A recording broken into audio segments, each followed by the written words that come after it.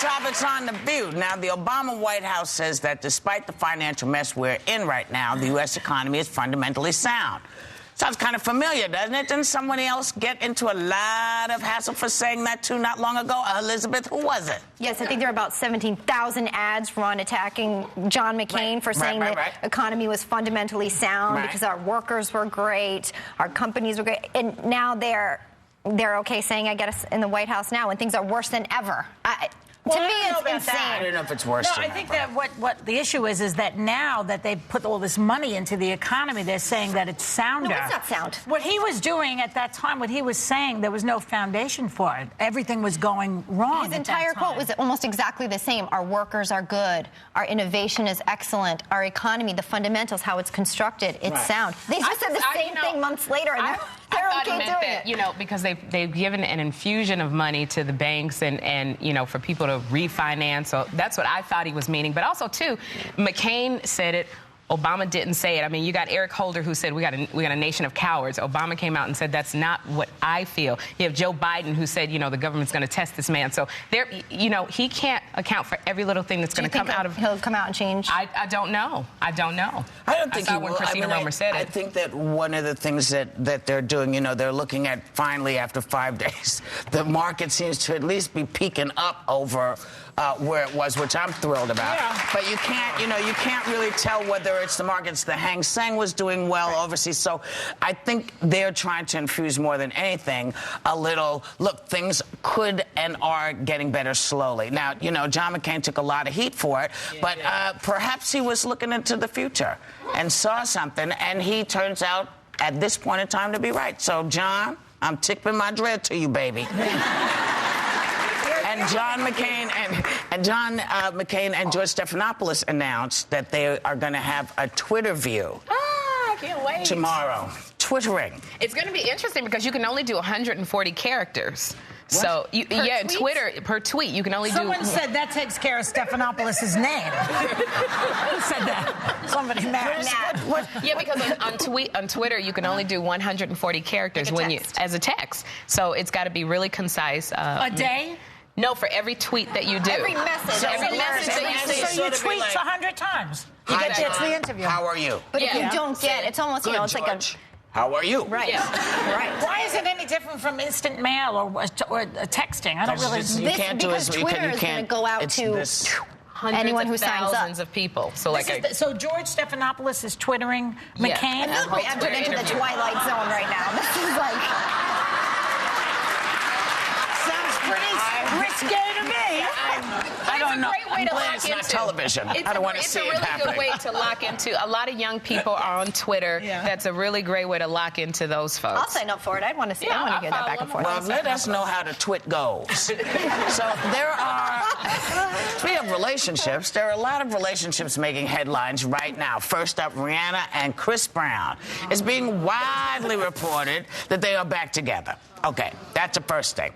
Then, apparently Jennifer Aniston and John Mayer are no longer together.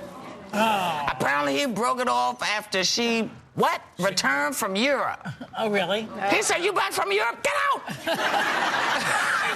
And last week, Bristol Palin and Levi Johnson also announced their breakup. Things are not going He said well. he's not mature enough to marry yet, but doesn't rule out a reunion. A reunion with whom? You know what I think is really interesting? I guess we'll work our way backwards from Bristol and Levi. Mm-hmm. Is that you know, you got so many statistics of minority having babies with no father and not finishing high school. Now she is a statistic. She is one of those statistics, and I think that everybody got on them because they were they're teenagers, and they're teenagers, but she's now one of those statistics.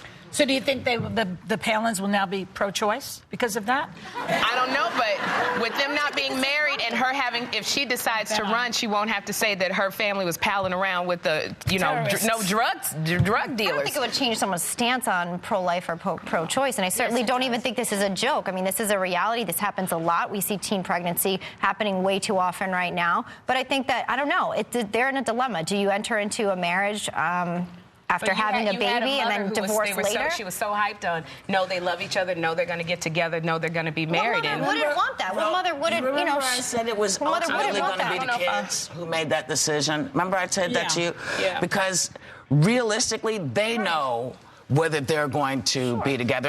And thank goodness Levi said, you know what, I'm not ready. I'm not saying I'm not going to come around and be with my kid, because it's my responsibility, but I'm not ready for this. And I love that she said, as we talked about several weeks ago, you know what, I want to talk to girls to let them know that maybe this isn't the best choice. And let's not forget, too, that the reason why Sarah Palin got into the debate and had to try to defend their relationship was because people were attacking her daughter and her unborn grandchild. This was not a conversation that she wanted to have. Well, people were all over her. I think they were all over her because there has been a standard in this country that when you talk about teen pregnancy, you point a finger. And that's what people, and suddenly, and the risk with that is, I always say, having been a look at me, a mother whose child had a child.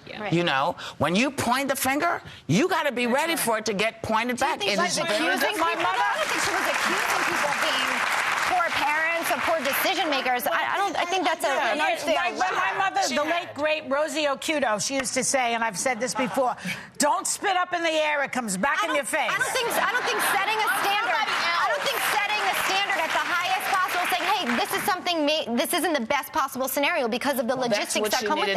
I don't think that's unfair, and I don't think that's pointing the finger. I think that's being a realist. Okay, what about the point that politics is personal? The fact is, when people are against stem cell research and then they have someone who gets Parkinson's disease, suddenly they become pro-stem cell research. This is a situation that could be very parallel to it. Why? So you think right now she'd look at her grandchild and say, man, I wish we would have aborted you. Now she's not getting married. I don't think that's what she she'll did. say if you're 12 years old or 15 and you've been raped, you should be allowed to have an abortion.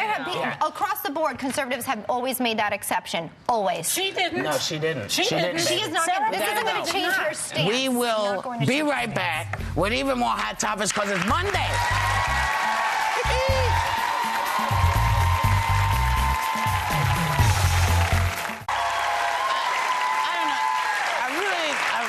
A really fine actor and a really interesting friend passed away over the weekend, a man called Ron Silver. And he lost his battle with cancer at 62.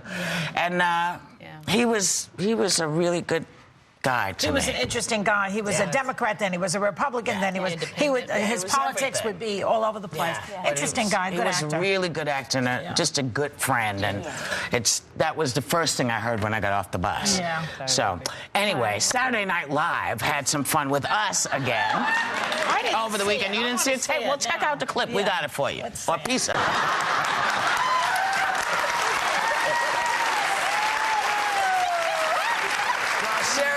To say it was really nice to finally see you there. I know, I'm really glad, albeit they had to go get my husband, my TV husband, who burnt up my apartment to do me, but he did. Tracy Morgan did a great job. They got my wigs and everything. It was funny. It's funny.